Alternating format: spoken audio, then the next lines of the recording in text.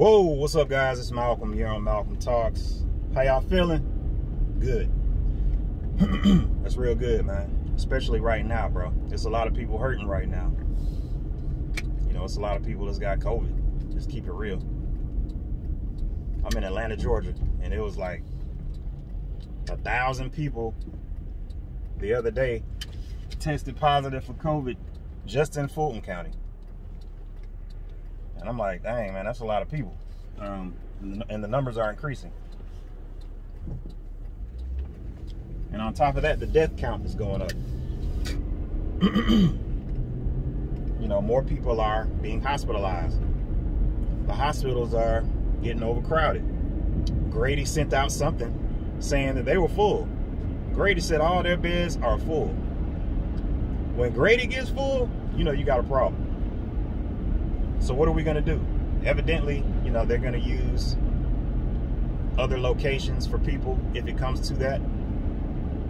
But I don't even want to talk about all that right now. I want to also talk about the fact that Inauguration Day is tomorrow.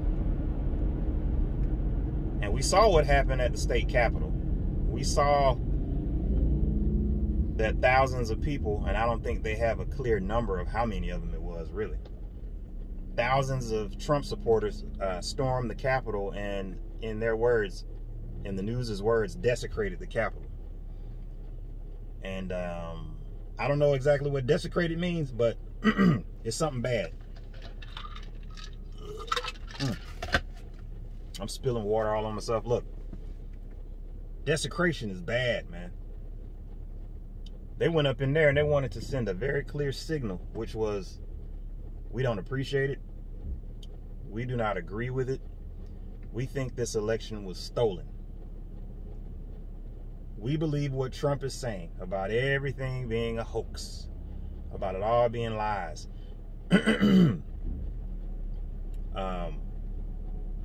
Well, Inauguration Day is tomorrow.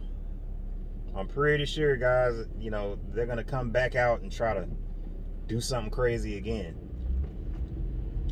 And you would think that everybody would be like kind of concerned about that. Obviously the military is, because they got the National Guard and everybody lining the Capitol. And I'm in Atlanta. You know, the state Capitol is, they got Humvees out there, people ready for whatever, you know. So clearly the military is ready.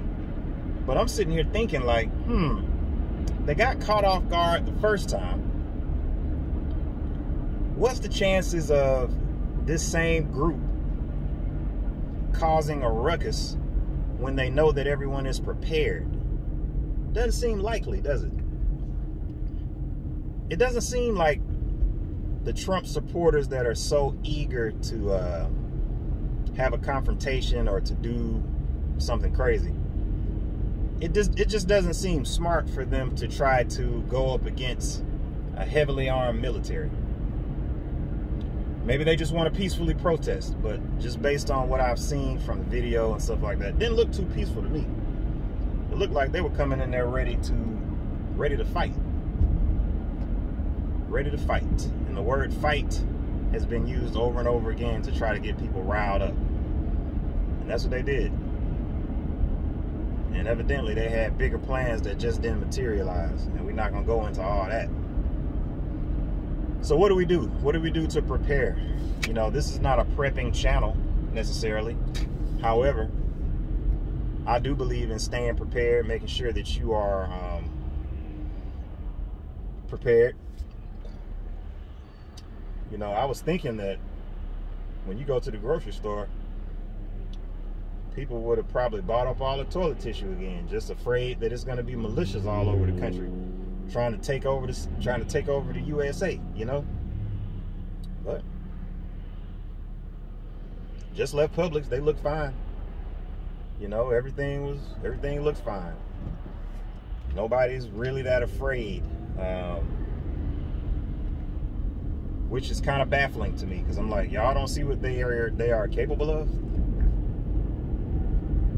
You know, I'm definitely not afraid of anything, but at the same time, I gotta be realistic about what's happening in this country.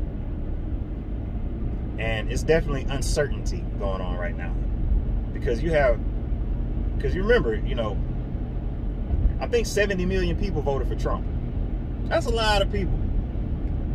That's not saying 70 million people are going to go out here and be rioting in the streets and marching in the streets talking about, you know, we want Trump or whatever, you know, trying to say that Biden lost. Because I don't think all 70 million of those same people think that Trump actually won. I think that's a much smaller percentage. There's got to be a lot of Trump supporters out there that's like, you know what, man, you just lost, bro. It's time for a new regime. I know it hurts. It is what it is. You tried like 70-something lawsuits. They all failed. I have not seen one shred of evidence that shows that these elections were rigged for Biden. I think what happened was you had a groundswell of people. A lot of people of color. You know, that's what they call us. People of color. Black people, Hispanics, all types of people came out and voted for Biden because they want Trump up out of there. And in my opinion, they did that. They got him up out of there. There's a lot of people that do not like that. That's fine. That's fine. A lot of us didn't like when George Bush got elected. A lot of us didn't like the way Katrina was handled. It just depends on what seat you're sitting in, you know? But it's interesting though, man, because even though black people have been catching hell for a long time in this country, you got police brutality, you know, you got underfunded schools, you have subpar housing, you know, wages, all these things. And I know it's not just black people, but by and large, you know, a lot of black people have been catching hell for a long time. You got people being put in prison for little or no reason. It's like, what's going on, man? Man got a little bit of weed and you put him under the jail. So these things have been going on and they've been disproportionately affecting black people. We all know that. But I don't think very many black people have said, you know what? To hell with the whole system. We know it's rigged against us, you know. We believe that there's institutional racism that's going on that is affecting us primarily.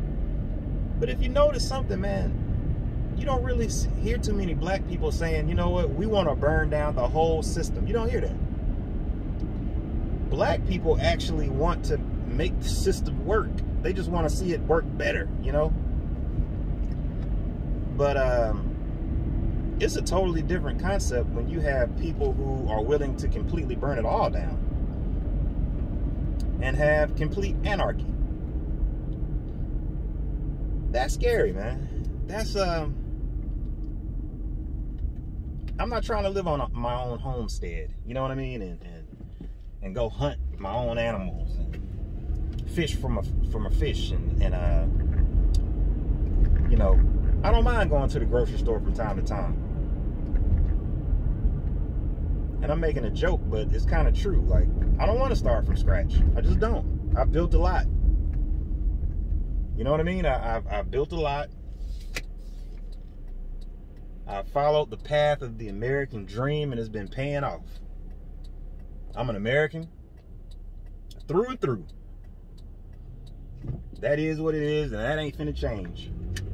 This is my country, as this is your country, if you are an American citizen.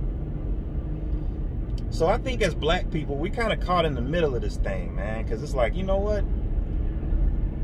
We've been through a lot in this country. This is ours. This is our country. That's why I think you see so many black people coming out like, man, you know, they're wilding out right now. And then when you look at it even further, it's like, wait, are these people basically remnants of the old Confederacy? The same group of people that wanted to keep us enslaved? I don't know. Let me know. You know, and I'm not saying this to offend anybody. It's just sort of like, are these people, you know, are they okay with black people? Are y'all okay with Hispanics, Chinese, Jewish people. Are you okay with all of these groups? Because if you're not okay with them, then, in my opinion, y'all got a serious problem, man. You know, I hate to judge people, man, and I hate to judge their movements because everybody experiences life different. Your experience is what bring you to a place where it's like, you know what, I'm done with it. I'm tired of it. I got to make a stand right now. Your experiences will bring you to that place. And I don't want to downplay anybody's experience, because I know that there are people who are going through a lot, man, no matter what your race, creed, color, any of that is. And there's a lot of things that we all share in terms of different hardships and troubles and things that we got to, you know, things that grown folks got to deal with through day-to-day life, and they have to make it happen on their own. But when it comes to telling me or somebody that looks like me that we shouldn't be able to compete, you know what I mean? That we can't compete. You know, it's one thing if you tell me, hey, look, man, I got the starting five already, and you're gonna have to come off the bench.